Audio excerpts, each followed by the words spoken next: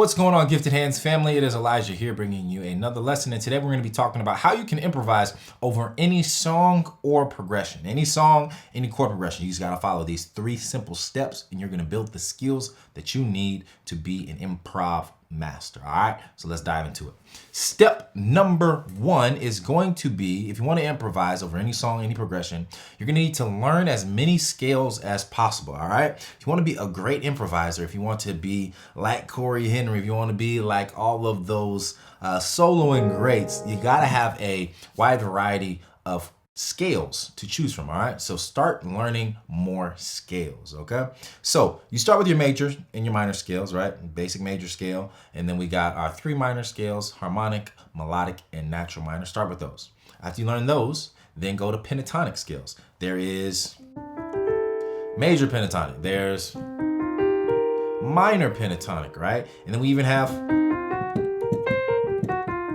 like a minor blues, which is just a 1-note difference between the blues and the pentatonic, right? So we got those. Learn your pentatonic scales. From there, I would say learn your modes. Go into modes, learn Ionian, Dorian, Phrygian, Lydian, Mixolydian, Aeolian, Locrian, and then Ionian once again, right? Or those 7 modes. So you got all of that, and you could even learn, the modes of your minor scales as well. That would be good. So after you learn your modes, then you want to go into more advanced scales and like altered scales. So we would use, maybe you learn whole tone scale, you learn different types of altered scales. So whole tone scale, right? Altered scale,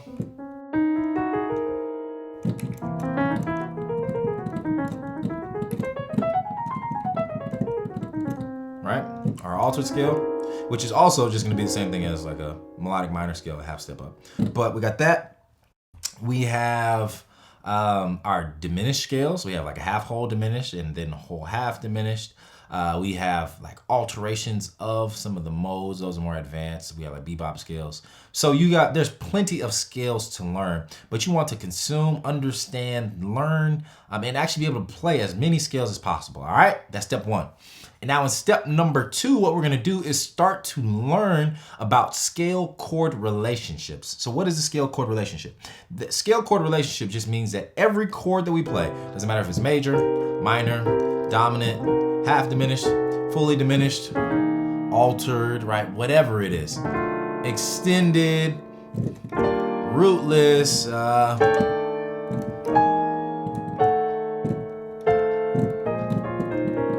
whatever the chord is. Think of any chord that you can think of. It has at least 1 scale, sometimes many, much more than 1, right? But at least each chord has at least 1 scale that can be played on top of it, right? That can be partnered up or matched with that. So we want to start understanding the relationships between chords and scales. So for instance, if we are playing a song and we see a minor chord being played, right? There's a basic minor 7, or it could be even like a minor 6. If we see a minor chord being played, then we should automatically think, all right, what scale can I use over this chord? The scale that's going to come to mind for this would be like a Dorian scale.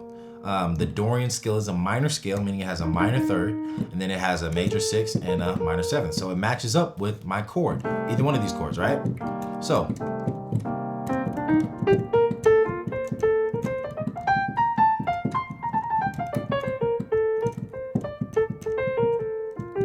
all right, so whatever we play, but we know that our Dorian scale matches up with a minor 7th chord or a minor 6th chord. It matches up, and so we can use that scale to start coming up with improvisational ideas over these minor chords. Or maybe we're playing a song and we see a C major chord, right? If we see a C major chord, then we should automatically think, okay, we got a major chord. Of course, I can play a major scale, or I can play like a major pentatonic. But we could also use like the Lydian scale or Lydian mode over C major. So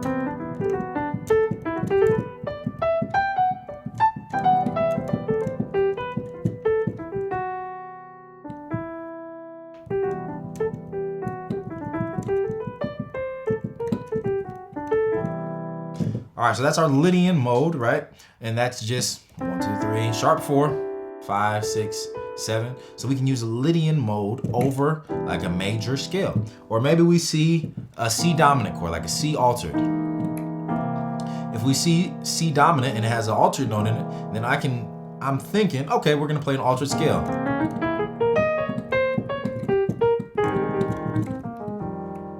All right, and then that resolves to like F minor, maybe. Okay, so an altered scale would go with an altered dominant chord. So maybe we see a basic dominant chord, right? If we see a basic dominant chord, we could use a Mixolydian scale. Right? So,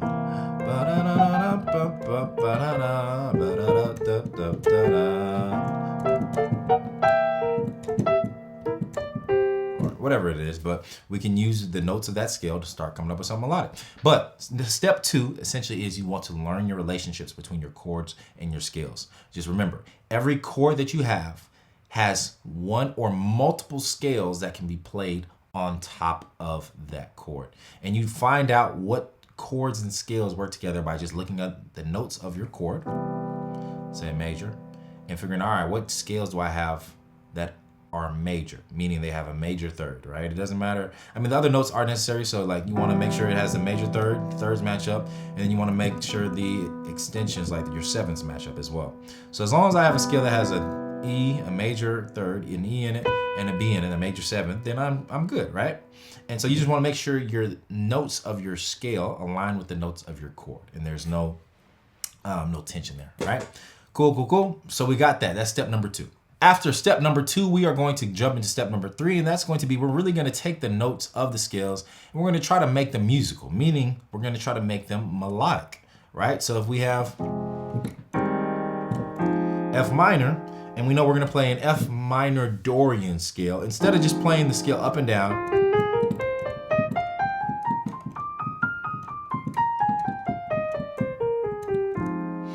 right? Instead of playing the scale up and down, or even let's make it simpler. Let's go to C, and I'm just gonna play a C minor scale. C natural minor.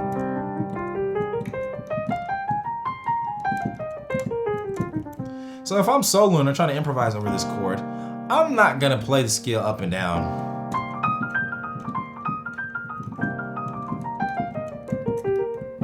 And even if I do play it up and down, I probably need to skip some notes or do something. So you want to focus in step number 3 on, after you already know what scales you're going to play over what chords or over what progressions, then you really just want to figure out, how can I make this melodic? Like, how can I create something that sounds like music, that sounds like a soloist, a vocalist singing, or sounds like a saxophonist, something like that, right? So.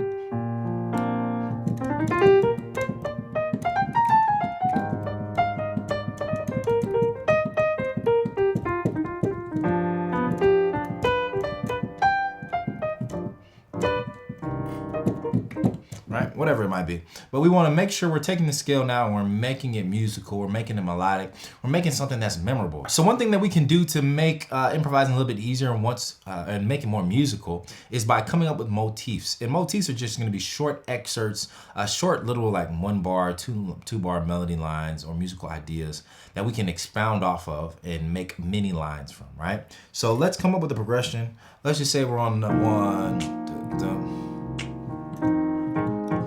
so we'll do C minor, F minor, G dominant, turn around.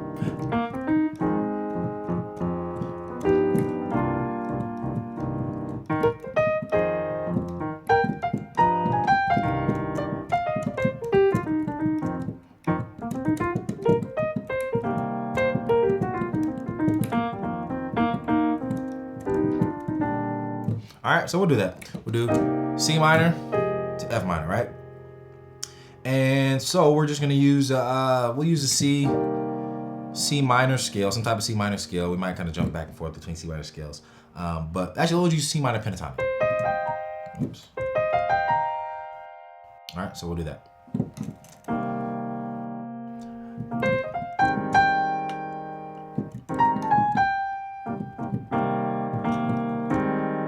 So here's our motif. Da da da da da. Ba da da da. Ba da da da da. Ba da da da. All right, so we got our motif. Ba da da da da. Ba da da da. That's it, right? But 1, 3, 4, 5, 5, plus 7, 6, plus 6, 5. That's our motif. So we can do a bunch of stuff based off of that, right? Using our, once again. And I kind of added an extra note. I use like a chromatic walk down, but mainly we're using the notes of the pentatonic scale, all right? So.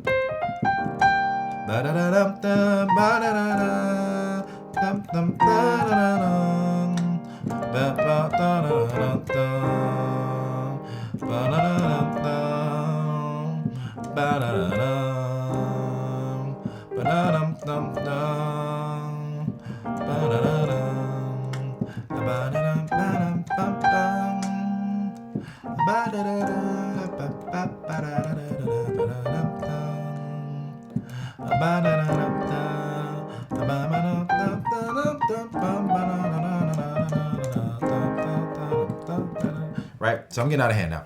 But when you have that motif, right, and we start off, we can really just embellish the one thing that we came up with to come up with like 5 ideas. So, that whole thing right there could be, right?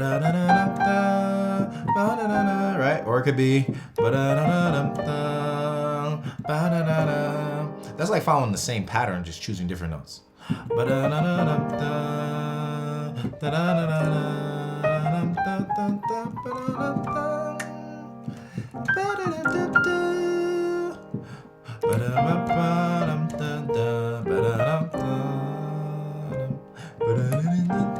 Right?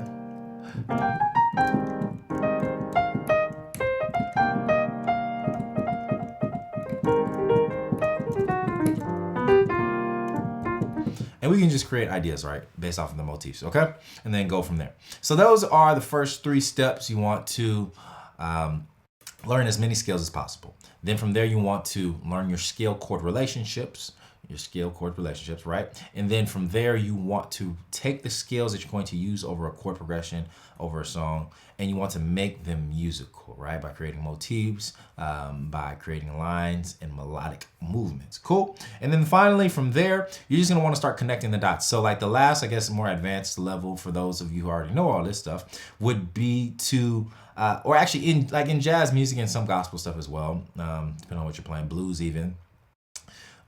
Instead of playing one scale like over a whole solo section or over a whole song, what you'll do is you will change your scales along with the chord changes, right? So in jazz songs, you have a lot of jazz songs and a lot of standards switch keys throughout the song, right? They go from A to C to E flat to G. They're just jumping all over the place.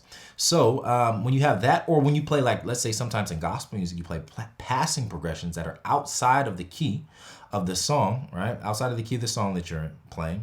And so if you have stuff like that, you can switch up your scales to match with whatever it is that you're playing, right? So I could play a progression in C major. 1, 3, 4.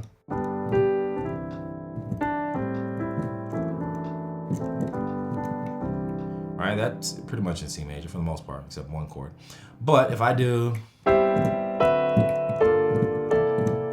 that progression is technically 6, 2, 5, 1, 4. But I'm playing a bunch of chords that don't necessarily belong to C major, right? So in the first situation, I could just play like a basic.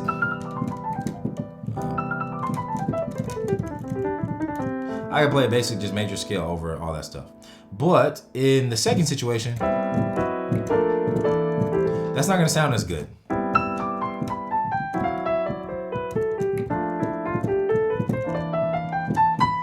That doesn't sound good, right? You want to switch it up.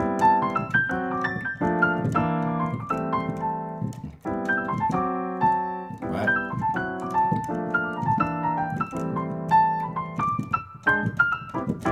Right, so fourth step is just going to be you taking chord progressions that might be in different keys, right? This could be looked at as like a 2-5 in G major. And then that could be looked at as like a 2-5 in F major, or 2-5-1 to F. So you want to just start looking at smaller chunks of progressions and figure out, all right, what scales can I use over this chord or these couple of chords? And then what scale can I use over these couple of chords? And then start connecting them using common tones, okay? So that is all I got for you today. That's gonna be it for this lesson. I appreciate y'all for watching. If y'all got any suggestions, or if y'all wanna see more stuff on improvisation, just let me know in the comment section below. I'm here to help. I'm here to do whatever lessons that y'all are asking for, all right? So I will talk to y'all soon. See you in the next lesson. Have a blessed day.